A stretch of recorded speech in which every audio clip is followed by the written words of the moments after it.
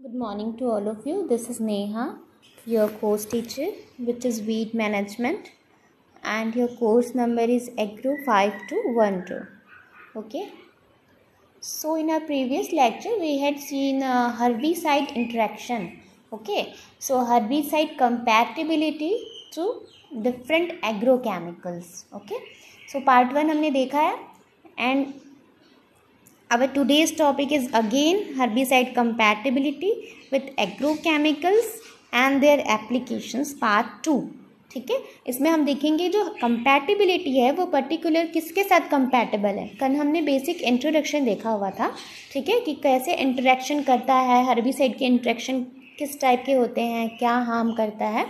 पर आज हम देखेंगे कि किस पर्टिकुलर एग्रोकेमिकल से कंपैटिबल होता है, बाइंड अप होता है और किस टाइप का इंटरैक्ट करते हैं आपस में. ओके, सो लेट अस सी.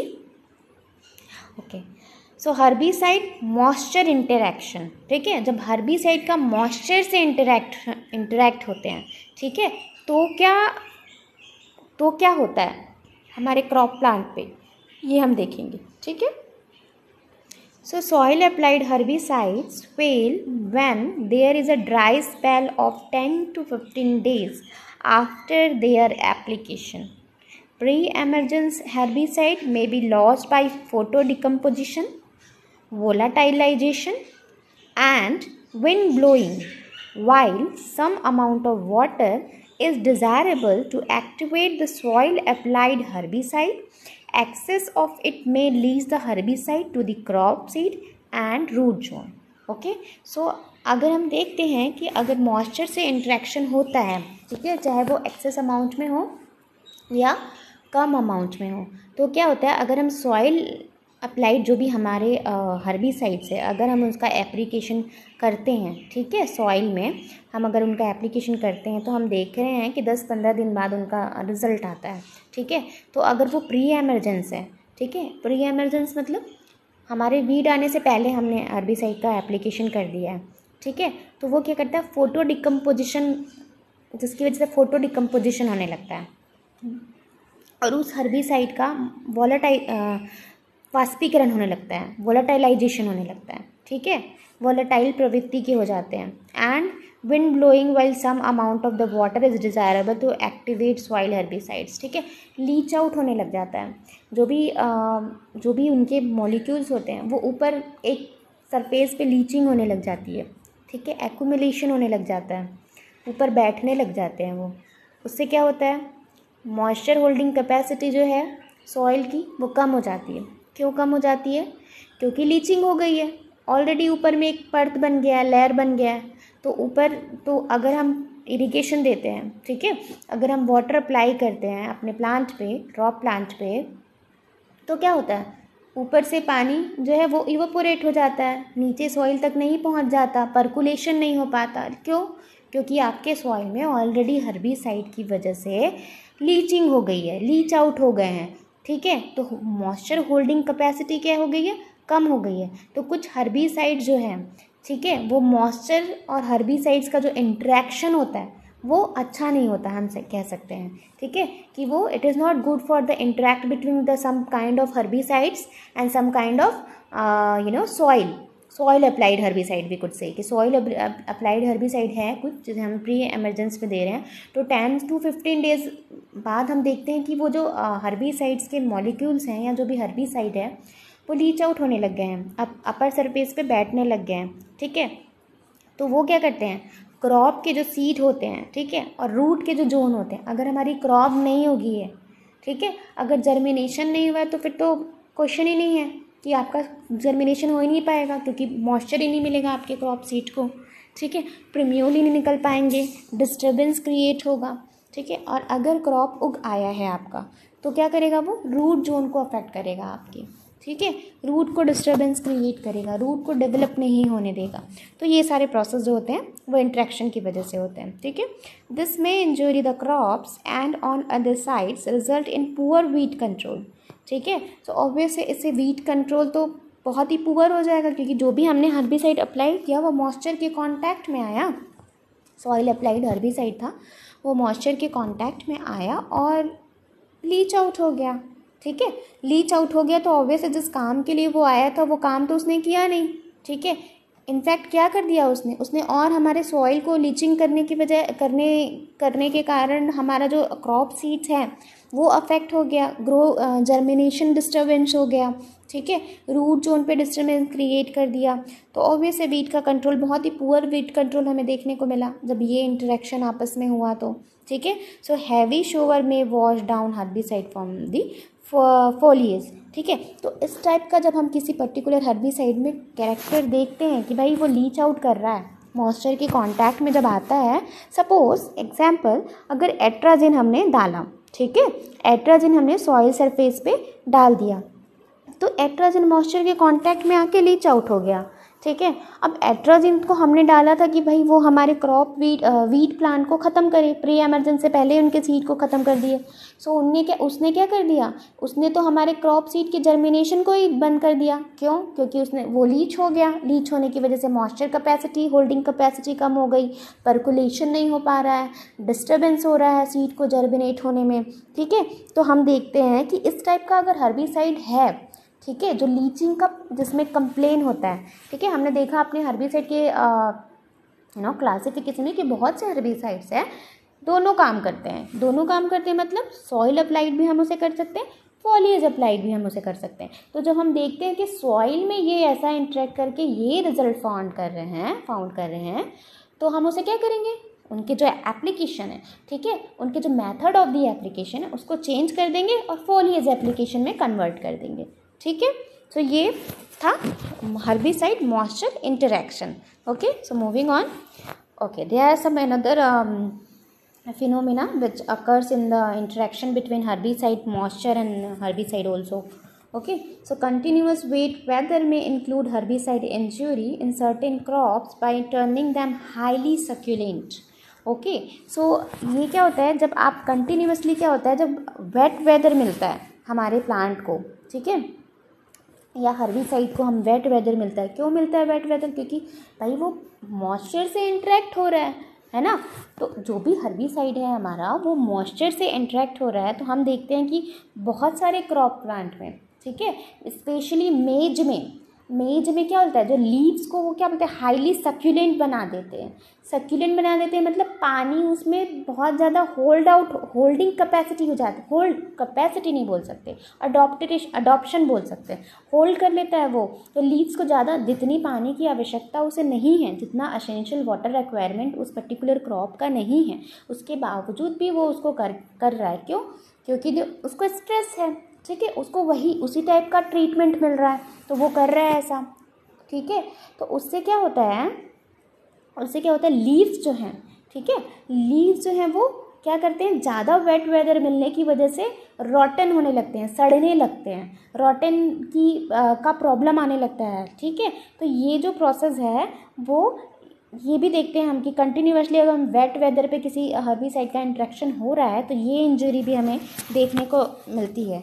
जैसे for example maize plants are normally tolerant to atrazine, ठीक है, but they become susceptible in wet weather, ठीक है। So particularly when air temperature is low, आप देखते हैं कि वो टॉलरेंट तो है एट्राजिन के लिए, बट जब वो वेट वेदर उन्हें मिलता है, ठीक है, मतलब एट्राजिन क्या है, हम बोल सकते हैं कि मेज प्लांट के लिए सेलेक्टिव टाइप का है, ठीक है।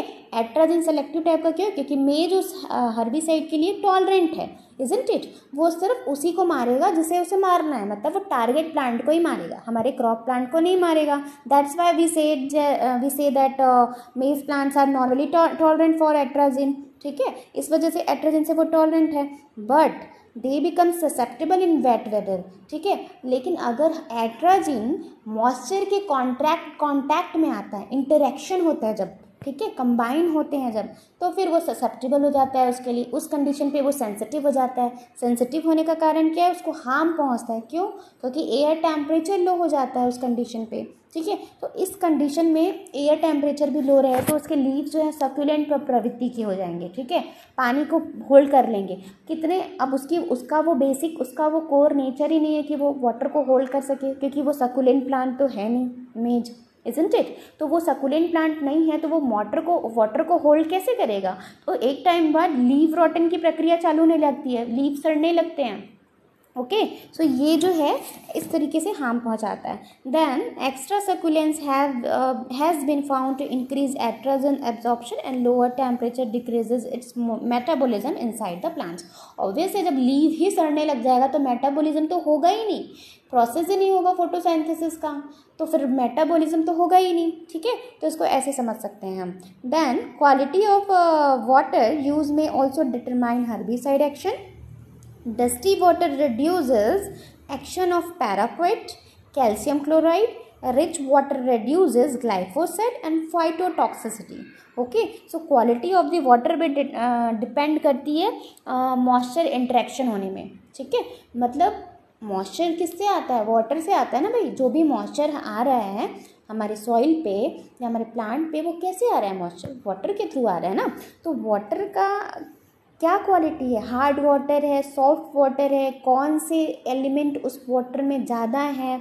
ठीक है, तो वो डिपेंड करता है, उससे भी हम डिटरमाइन कर सकते हैं कि हर्बिसाइड का एक्शन कैसा है। ठीक है, सो हम देखते हैं कि अगर बहुत ही पॉल्यूटेड वाटर है, ठीक है, बहुत ही अगर पॉल्यूशन है वाटर में, तो हम देखते हैं कि क्या करता है, फाइटोटॉक्सिसिटी जो है किसकी? पैराक्वेट की, कैल्शियम क्लोराइड की। ठीक है, इन सर की फाइटोटॉक्सिसिटी को वो क्या करता है? रिड्यूस कर देता है। ठीक है, टॉक्सिसिटी खत्म हो जाती है प्लांट को मारने की अगर डस्टी वाटर है तो। ठीक है, पॉल्यूटेड वाटर है तो ये पैराक्वेट की जो एक्शन होता है, जो जिस काम के लिए हम उसे अप्लाई करते हैं, ट्रीटमेंट करते हैं अपने फील्ड पे, उसको कम कर देता है। Similarly calcium chloride rich water reduces glyphosate फॉस्फोसिटी। ठीक है, फाइटोटॉक्सिसिटी। ठीक है, तो आप देखेंगे कि हमारे जो वाटर होते हैं वो हार्ड वाटर, सॉफ्ट वाटर होते हैं। तो हार्ड वाटर, सॉफ्ट वाटर में भी एक पर्टिकुलर रहता है ना, उसमें भी एक सोडियम मिला होता है, कैल्शियम मिला होता है। तो कैल्शियम क्लोराइड जब हाई क्वांटिटी में, high rich calcium chloride water है अगर, तो वो ग्लाइफोसेट जैसे जो हर्बिसाइड है उसकी फाइटोटॉक्सिसिटी को रिड्यूस कर देता है। ठीक है, तो ये एग्जाम्पल आप याद रखेंगे कि पैराक्वाट में क्या करता है? पैराक्वाट जब डस्टी वाटर से कांटेक्ट में आता है, डस्टी वाटर के मॉइस्चर से कांटेक्ट में आता है, तो उसका जो एक्शन है, मोड ऑफ द एक्शन है, साइट ऑफ द एक्शन है, वो रिड्यूस हो जाता है। सेम एज अगर वाटर जो है कैल्शियम क्लोराइड रिच वाटर है, हार्ड वाटर है, अगर हार्ड वाटर मॉइस्चर के कांटेक्ट में अगर हमारा ग्लाइफोसेट आता है तो उसकी फाइटोटॉक्सिसिटी जो कैपेसिटी है वो रिड्यूस हो जाती है। Okay, so let us move. Then herbicide, अभी हम देख रहे थे कि हर्बिसाइड इंटरेक्शन बिटवीन मॉइस्चर। ठीक है, अब देखेंगे interaction between herbicide and insecticide. ठीक है, तो हर्बिसाइड का अगर इंसेक्टिसाइड से इंटरेक्शन होगा, कंपैटिबिलिटी होगी उनकी, तो कैसे होगी? ठीक है, क्योंकि हमने देखा था कि अलग अलग एग्रोकेमिकल से कंपैटिबल करना है हमें। ठीक है, बेसिकली हर्बिसाइड इंटरेक्शन का मतलब ही यही है। ठीक है, सो यही है कि एक ही क्रॉपिंग सीजन में हम बहुत सारे एग्रोकेमिकल का यूज़ करते हैं फॉर द डिफरेंट प्रोसेस। ठीक है, different method as well as. ठीक है, अलग अलग मेथड से अलग अलग प्रक्रियाओं के लिए हम अलग अलग एग्रोकेमिकल का रूप सिंगल क्रॉपिंग सिस्टम में करते हैं। ठीक है, वन सीजन में ही हम बहुत सारे एग्रोकेमिकल्स का यूज़ करते हैं। तो ऑब्वियस है कि वो आपस में इंटरेक्ट करेंगे। ठीक है, तो फर्स्ट हम देखें मॉइस्चर से कैसे इंटरेक्शन होता है। बेसिकली अगर सिंपली अगर इरिगेशन देते हैं तो इरिगेशन का भी एक तरीका होता है ना, किसी को फ्लड वाटर की ज़रूरत होती है, किसी को डीप इरिगेशन की ज़रूरत होती है, किसी को स्प्रिंकलर इरिगेशन की ज़रूरत होती है। ठीक है, तो क्रॉप में भी इरिगेशन का क्या होता है? Mode of the method of the irrigation होता है, अलग अलग इरिगेशन की ज़रूरत होती है। ठीक है, इस वजह से मॉइस्चर से क्या इंटरेक्शन था ये हमने देखा। Then we will see herbicide interaction between insecticides. Okay, so these chemicals are usually not harmful at recommended rates. ठीक है, so the tolerance of the plant to a herbicide may be altered in presence of an insecticide and vice versa. Okay, so ये कह रहे हैं कि जब tolerance of the plant to a herbicide, ठीक है, तो अगर कोई प्लांट है, ठीक है, अगर कोई प्लांट है जो हर्बिसाइड्स के लिए क्या करता है? टॉलरेंट कैपेसिटी रखता है। ठीक है, तो हम देखते हैं कि वो इंसेक्टिसाइड के प्रेजेंट में क्या होता है? अपोजिट रिएक्शन करने लगता है, टॉलरेंट नहीं रखता, काफ़ी ससेप्टेबल हो जाता है। ठीक है, तो ये कह रहा है। सो ये केमिकल जो है वो भी अगर इनका जो रिकमेंडेशन है, ठीक है, मतलब इनका जो रिक्वायरमेंट रेट है, ठीक है, उसके अकॉर्डिंगली अगर हमने अपने फील्ड पे अप्लाई नहीं किया है तो ये अपना एडवर्स इफ़ेक्ट भी शो करते हैं, चाहे वो हर्बिसाइड हो आपका, चाहे वो इंसेक्टिसाइड्स हो या फंजीसाइड्स हो, कोई सा भी इंसेक्ट्स है या एग्रोकेमिकल है वो अपना एडवर्स इफेक्ट दिखाता है। जैसे हमने अपने कैपेसिटी से ज़्यादा खाना खा लिया जितना हमें नहीं खाना था, तो क्या होगा, इनडाइजेशन हो जाएगा, मेटाबॉलिज्म ख़राब हो जाएगा हमारा, इजंट इट। सेम जो है वो प्लांट में होता है। Okay, so the phytotoxicity of the monoron and diuron on cotton and oats is increased when applied with phorate. Okay, so जब हम डायूरॉन और मोन्यूरॉन को जब हम कॉटन में या ओट्स के फील्ड पे जब हम डालते हैं तो हम देखते हैं फोरेट के साथ, ठीक है, कंबाइन करके फोरेट के साथ किसको, मोन्यूरॉन और डायूरॉन, ठीक है, ये दो हर्बिसाइड को अगर हम फोरेट के साथ, फोरेट क्या है, पेस्टिसाइड है, ठीक है, फोरेट क्या है, पेस्टिसाइड है, तो हम जब इसके साथ कंबाइन होते हैं, जब ये आपस में इंटरेक्ट करते हैं तो हम देखते हैं कि फाइटोटॉक्सिसिटी काफ़ी इंक्रीज हो जाती है, काफ़ी अच्छा रेस्पॉन्स करते हैं, ठीक है।